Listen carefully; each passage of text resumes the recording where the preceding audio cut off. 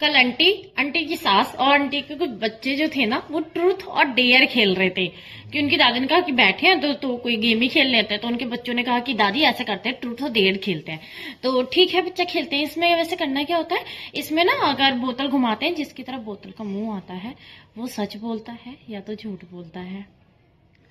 ठीक है, सच या मतलब सच बोलना होता है अगर ट्रूथ आता है, अगर डेयर आता है तो कुछ काम करना होता है। तो कहते हैं अच्छा मतलब ठीक है। तो वो लोग गेम स्टार्ट करते हैं। जैसी बोतल घूमती है तो सबसे पहले जो बोतल होती है ना, उनकी सास के पास घूमती है। तो आंटी पूछती है मम्मी ट्रूथ या डेयर? तो कह रहे हैं कि मैं तो ट्रूथ लूंगी, मतलब सच बोलूंगी। तो कह रहे हैं अच्छा ठीक है। अच्छा ये बताओ मम्मी कि जो गले में आपकी चैन है, या आप मेरी जेठानी को दोगे या मुझे दोगे? कह रहे हैं नहीं नहीं नहीं नहीं, हम तो बस काम करेंगे काम करेंगे, हमें डेयर दे रहे हैं, बताओ।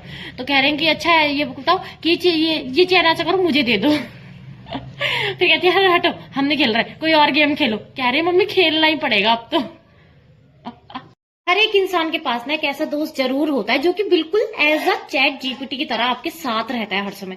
अगर आप बोलोगे ना कि मुझे इसमें समझ नहीं आ रहा, पूरा एक्सप्लेन करके रख देगी भाई। अगर आप कोई इंटरव्यू देने जा रहे हो कि यार मुझे ना समझ नहीं आ रहा है कि यहाँ पे इंटरव्यू में क्या पूछेंगे क्या नहीं पूछेंगे, तो भैया उस कंपनी के बारे में ना हर एक डिटेल्स ला के दे देगी। अगर कंपनी में कोई प्रोजेक्ट मिलता है कि ये प्रोजेक्ट बनाओ, मुझे समझ नहीं आ रहा है, मैं कहूँ यार थोड़ा प्लीज थोड़ा समराइज करके थोड़ा शॉर्ट फॉर्म में कर दें, जिससे कि मुझे समझ आ सके और मैं इस प्रोजेक्ट को थोड़ा अच्छे से बना सकूं। तो वो भी ना इतने बड़े जो 2-3 पेज के काम होंगे ना, उनको आधे ही पेज में, एक पेज में कंप्लीट करके इजिली मुझे समझा तक देती है भाई। मेरी दोस्त तो ऐसी है। और अगर कहीं जाना भी हुआ ना मुझे, तो तू ऐसे जाइयो ऐसे जाइयो ऐसे मत जाइयो, क्योंकि वहां पे मौसम ऐसा होगा भाई। पूरी तरीके से ना वो चैट जीपीटी की तरह दुनिया को पढ़ती होगी भाई चैट जीपीटी की जरूरत, पर मुझे बस अपने दोस्त की जरूरत होती है। और टैग करो उस दोस्त को जो कि बिल्कुल आपका चैट जीपीटी है। अब हमारे देश में रात को उल्लू ना, उल्लू को नहीं कहा जाता है, इंसानों को कहा जाता है। कुछ लोग रात में होते हैं, इनके गड्ढे होते हैं ना, यहाँ यहाँ पे ब्लैक सर्कल होते हैं, उन्हें कहते हैं रात का उल्लू। वो लोग सारे रात भर जागते रहते हैं।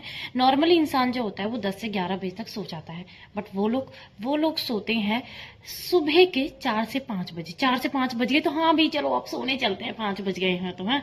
और रात को उल्लू जो होता है ना, वो पता है कुछ लोग होते हैं जो दिल जुड़े आशिक होते हैं, जो रात भर 1-2 बजे तक बात करते रहते हैं।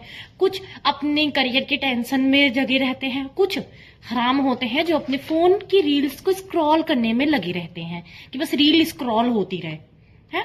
बस इन्हीं चीजों को ही जो कुछ होते हैं कि अपनी बंदियों से लगे होंगे, बंदी से नहीं ना तो अपने वही बंदे से ही। इतनी आ रही है, हाँ भाई तू क्या कर रहा है, चाहे वो बेचारा उससे बात करने के लिए आंखों में टेप लगाए खड़ा हो।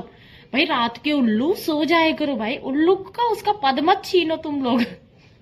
मेरा भाई अभी एक नई चप्पल लेके आया था। पहले तो उसने पूछा, मेरी नए चप्पल आया अच्छे से रखा उसे। और नई चीज की ना बस कुछ ही दिन कीमत होती है भाई, उसके दिन ना उसके बाद में जैसे पुरानी चप्पलों का हार होता है ना, उधर पड़ी है उधर पड़ी है, वही सेम है एज इट इज होता है। तो वो कल नई चप्पल लेके आया, तो उसको बड़े अच्छे से बक्से के अंदर रख के रखा भाई, जिस बॉक्स के अंदर है उसी के अंदर रखा। कहीं बाहर से भी कह रहा है, उसने कहा तो पानी में नहीं भिगोना भाई, सूखे सूखी जगह वॉशरूम जाने के लिए दूसरी चप्पल, टूटी हुई चप्पल ही पहन के जाता है वो जानवर। फिर वो टूटी हुई चप्पल ही पहन रहा है। और फिर अगर कोई पहन लेना गलती से, उस दिन मम्मी ने कल पहन लिया, तो भैया इतनी गंदी चिल्ला रहा था ना कि मेरी चप्पल है मेरी चप्पल है। और पापा चले गए उसे पहन के नहाने के लिए सुबह, तो फिर भी इतना गंदा रो रहा था ना वो कि मेरी चप्पल है दे के जाओ। कह रहा देखते हैं तेरा नए का भूत निकलेगा। और फिर खुद ही वही पहन के ना वॉशरूम चला गया जानवर। अब नहीं है वो नई चप्पल। भारतीय माँ को ना आज तक कोई नहीं समझ पाया, ना ही कोई समझ पाएगा। पापा चादर ठीक कर रहे थे, हमने बस कहा था कि पापा बस ऐसे ही बैठ ही रहते, तो उनमें चादर ऐसे सिकड़ा रह गई, पापा ठीक कर रहे थे, मैं फोन यूज कर रही थी, इतने मम्मी आती है भाग के, हाँ हाँ अब तो तुम लोग फोन चला लो, तुम्हारा बाप ही तो रह गया है अब जो बस चादर ठीक करते। मैंने कहा बस थोड़ी सी सिलवट आ गई तो उसे ठीक कर रहे थे। हाँ हाँ तुम्हें तो बस बहाना चाहिए काम ना करने का। फिर भैया ठीक है। फिर पापा इतने में राशन लेने जा रहे होते, कह रहे मैं सब्जियां और राशन लेने जा रहा हूँ। हाँ हाँ तुम्हें तो जाओ राशन लेने, इन लोग को तो तुम बैठाए रखो, इन लोग को महारानियां बना के रखो तुम लोग। इतना गुस्सा आता है ना, फिर थोड़े शांत रहते हैं हम लोग को। तो मैंने कहा मम्मी हम कर लेते हैं, पर हिसाब किताब के बारे में तो पापा को ही पता है ना। हाँ हाँ तुम क्यों जाओगे, तुम्हें तुम बैठने का बस वो चाहिए होता है ना। फिर बाद में शाम के टाइम में तो पापा कहते हैं ये ले बिजली, ये ले 2000 रुपए बिजली बिल का पूरा हिसाब क्लियर कर दियो। इतनी मम्मी भागती हुई आती है, पैसे छीन लेती, कहती है कि इनको मत दो पैसे, ये कहाँ से हिसाब कर पाएंगे। पहले कहती काम करो फिर पैसे छीन लेती है। अभी हमारे आंटी के है ना काम चल रहा है, तो आंटी कहती कि चलती हुई दिखाती हूँ काम कैसा चल रहा है। मैंने कहा चलो ठीक है। तो हम लोग सब ऊपर गए, तो उनकी जो एक काम वाली थी ना, तो उन लोग का ना खाने का टाइम हो गया, सभी लोग इकट्ठा होते हैं, तो एक भैया वहीं बैठे होते हैं साइड में। तो हमने कहा भैया आप लंच नहीं करेंगे? तो उन्होंने कहा नहीं दीदी मेरे दांत में दर्द हो रहा है। तो वो जो एक होती है उनके साथ वाली, भैया क्या हो गया, आ खा लो। कह रहे कुछ नहीं दीदी मेरे दांत में ना दर्द है। तो कह रहे हैं कि क्या हो गया, डॉक्टर को दिखाया हम? तो हम लोगों ने डॉक्टर को दिखाया, तो कह रहे हैं कि भैया डॉक्टर को तो दिखाया था, डॉक्टर ने बोला था कि दांत में ना मसाला पड़ेगा। अब वो मसाला बार बार हट जाता है, जब मसाला सही पड़ेगा तभी हो पाएगा। तो उनकी जो साथ में वर्क करती है ना मिस्त्रीन मैम, तो वो आई वापिस से कह रही मसाला, कि भैया आप देखो आपको तो पता ही है मैं ऐसा मसाला डालती, मैं ऐसा करती हूँ कि पूरे 2-4 मंजिल के घर होते हैं ना वो सालों सालों तक टिके होते हैं। वो कहते हैं भैया आ करो, वो कहते हैं मैं देखूं जरा, आ करो, आ करती हूँ, उनके पास मसाला होता है जो उनकी घर में इस्तेमाल होता है, उठा के उनके मुंह में डाल देती है। कह रही भैया अब इसी ये कभी नहीं हटेगा, आपके दांत में रहेगा।